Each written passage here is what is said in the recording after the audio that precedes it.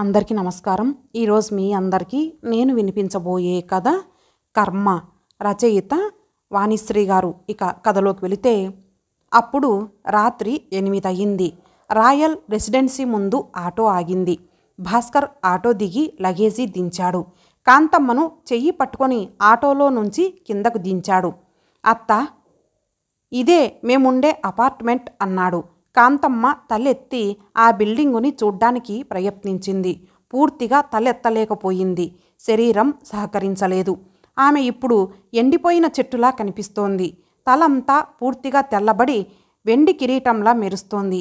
ఎంతో జీవితానుభవానికి గుర్తు అన్నట్టుగా ముఖం ముడతలు పడింది. బుగ్గలు లోతుకుపోయి ఉన్నాయి. జీవం లేని కళ్ళు గాజు గోళీల్లా కనిపిస్తున్నాయి. ఆమెను చూసిన వాళ్ళెవరైనా జబ్బు మనిషని ఇట్టే కనిపెట్టేయవచ్చు. భాస్కర్ మేనత్త కాంతమ్మ ఒంటరిగా ఊర్లో ఉంటోంది.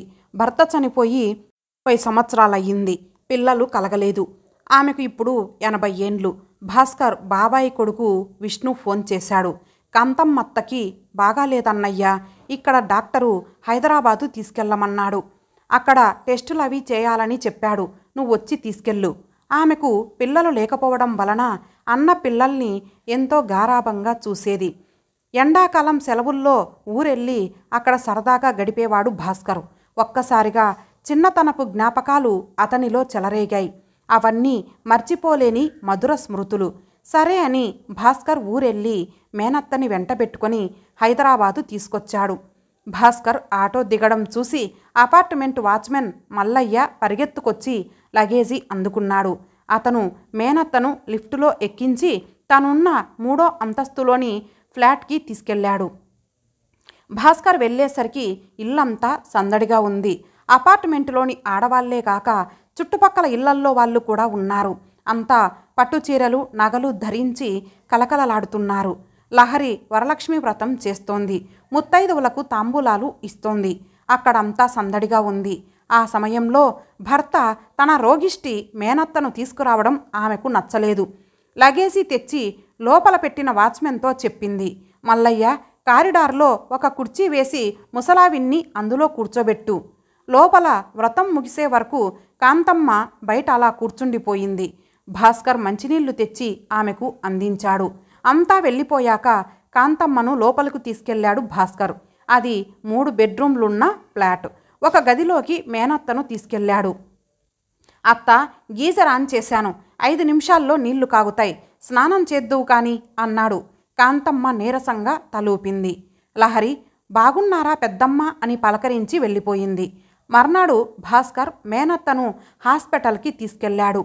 ఆమెకు కడుపులో నొప్పి తగ్గటం లేదని చెప్పాడు. ఆమెకు టెస్టులు చేశారు. కాంతమ్మకు క్యాన్సర్ అని తేలింది. అయితే ఆమెకు ఆ విషయం చెప్పలేదు. చాలా కాలం ట్రీట్మెంట్ ఇవ్వాలన్నారు అని మాత్రం చెప్పాడు. ఆమెకు రేడియోథెరపీ చేయించడానికి హాస్పిటల్కి తీసుకెళ్తున్నాడు భాస్కర్. ఆమెకు రోజు వేలకి మందులివ్వడం, పండ్ల రసాలు తీసివ్వడం, మంచి ఆహారం వండేసి సిద్ధం చేయడం లహరి పని.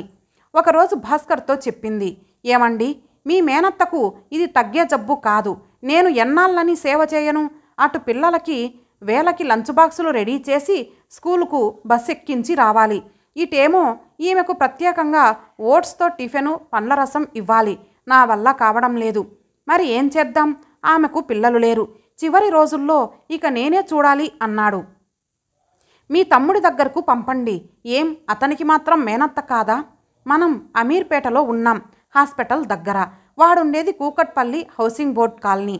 అక్కడి నుంచి హాస్పిటల్కి అత్తను తీసుకురావడం కష్టం. కష్టం ఏముందండి, మోసుకురావాలా?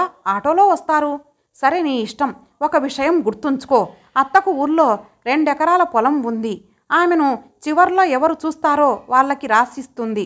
మా తమ్ముడి దగ్గరికి పంపిస్తే చివరకు పొలం వాడికే ఇస్తుంది. తర్వాత నువ్వేం ఫీల్ అవ్వద్దు అన్నాడు భాస్కర్. బోడి పొలం ఎవరికి కావాలండి? అది మనం ఏమైనా వ్యవసాయం చేస్తామా? మహా అయితే ఎకరం 50,000 చేస్తుంది, అంతేగా. మీ నెల జీతంతో సమానం, నిర్లక్ష్యంగా అంది లహరి. తర్వాత భాస్కర్ తమ్ముడికి ఫోన్ చేశాడు. అరే సాయి, అత్తను కొన్నాళ్ళు నీ దగ్గరకు తీసుకెళ్ళు. ఇక్కడ నెల నుంచి ఉంటోంది కదా. మీ వదినకు ఒంట్లో బాగోలేదు కూడా. సరే అన్నయ్య, నేను మీ మరదలితో మాట్లాడి చెప్తాను. ఎందుకంటే తను జాబ్ చేస్తోంది కదా, తను ఒప్పుకోకపోతే ఏదైనా ఓల్డేజ్ హోమ్లో చేర్పిద్దాం అన్నాడు సాయిబాబు. అయితే సాయిబాబు భార్య మైత్రేయి కాంతమ్మను తమ ఇంటికే తీసుకురమ్మంది. ఈ వయసులో జబ్బుతో వృద్ధాశ్రమంలో ఎలా ఉంటుందండి? పాపం, పిల్లలు లేని మనిషి. చిన్నప్పుడు మిమ్మల్ని ఎంతో ప్రేమగా చూసేదని చెప్పారు. ఊరెళ్ళినప్పుడు నన్ను ఎంతో ఆప్యాయంగా చూసేది. మంచి చీర కొనుక్కో అమ్మా, నా కూతురు లాంటి దానివి అని డబ్బు ఇచ్చేది. వద్దన్నా ఊరుకునేది కాదు. నేను ఎట్లాగో అడ్జస్ట్ అవుతారులేండి, కాంతమ్మ పెద్దమ్మని మన ఇంటికి తీసుకురండి. సాయిబాబు సంతోషించాడు. పెద్దవాళ్లను ఆదరించాలని తమకి ఉన్నా ఇంట్లో భార్య సహకారం లేనిదే ఏం చేయలేడు. ఆ సంగతి అతనికి బాగా తెలుసు. అందుకే మేనత్తను ఇంటికి తీసుకురావడం గురించి భార్యను సంప్రదించాడు. మైత్రేయి కూడా మనసున్న మనిషి, కష్టసుఖాలు తెలిసింది కనుక మేనత్తను ఇంటికే తీసుకురమ్మంది. ఓల్డేజ్ హోమ్లో చేర్చడానికి ఒప్పుకోలేదు. తమ్ముడు మేనత్తను తన ఇంటికే తీసుకొని రమ్మని చెప్పినప్పుడు భాస్కర్ ఎంతో రిలీఫ్ ఫీల్ అయ్యాడు. అమ్మయ్య, ఒక సమస్య పరిష్కారమైంది అని నిట్టూర్చాడు. మేనత్తను చివరి రోజుల్లో తన దగ్గరే ఉంచి ప్రేమగా చూసుకోవాలని అతని మనసులో ఉంది. చిన్నతనంలో తమని ప్రేమించిన మనిషికి చివరి రోజుల్లో ఆ ప్రేమను తిరిగి ఇవ్వడం మనిషికి తృప్తి కలిగించే విషయం. అటు ఊర్లో బంధువులు కూడా మెచ్చుకుంటారు. మేనత్తను హైదరాబాదు తీసుకెళ్లి వైద్యం చేయించాడని, ఆఖరి రోజుల్లో బాగా చూసుకున్నాడని కలకాలం చెప్పుకుంటారు. కానీ భార్య సహకారం లేనిదే తను ఏం చేయగలడు? లహరి మనసు అతనికి అర్థమైంది. మేనత్తకు పరిచర్యలు చేయడంలో పెద్ద కష్టం ఏమీ లేదు. పని మనిషి ఎటూ ఉంది, కానీ ఆమె జబ్బు మనిషి. రేపు మంచాన పడుతుంది. తన పనులు తను చేసుకోలేని పరిస్థితి వస్తుంది. ఆమె సేవకు ప్రత్యేకంగా ఒక మనిషిని పెట్టుకోవాలి. తర్వాత చనిపోతుంది. తమ దగ్గరే అంత్యక్రియలు నిర్వహించాలి, దినం చేయాలి. అదంతా ఎవరు పడతారు? ఆమె తనకు జన్మనిచ్చిన తల్లి ఏం కాదు. అది భార్య ఆలోచన. భాస్కర్ కూడా భార్యను ఒత్తిడి చేయలేదు. ఎవరైనా ఏ పనైనా ఇష్టంగా చేస్తే కష్టం ఉండదు, అయిష్టంగా చేయాల్సి వస్తే కష్టంగా తోస్తుంది. అది లోకరీతి. భాస్కర్ మేనత్తను తీసుకెళ్లి కూకుట్పల్లి హౌసింగ్ బోర్డ్ కాలనీలో ఉన్న తమ్ముడి ఇంట్లో వదిలిపెట్టాడు. సాయిబాబు ఉండేది ఎంఐజీ ఇల్లు. 2 గదులు, వంటగది, హాలుతో ఇరుకుగానే ఉంటుంది. అపార్ట్మెంటులోలా ఫ్లాట్ విశాలంగా ఉండదు. అయితే చుట్టూ ఖాళీ స్థలం ఉంది. పూల మొక్కలు, కూరగాయల పాదులు పెంచుకుంటూ ఉన్నారు. సొంత ఇల్లు వాళ్ళది.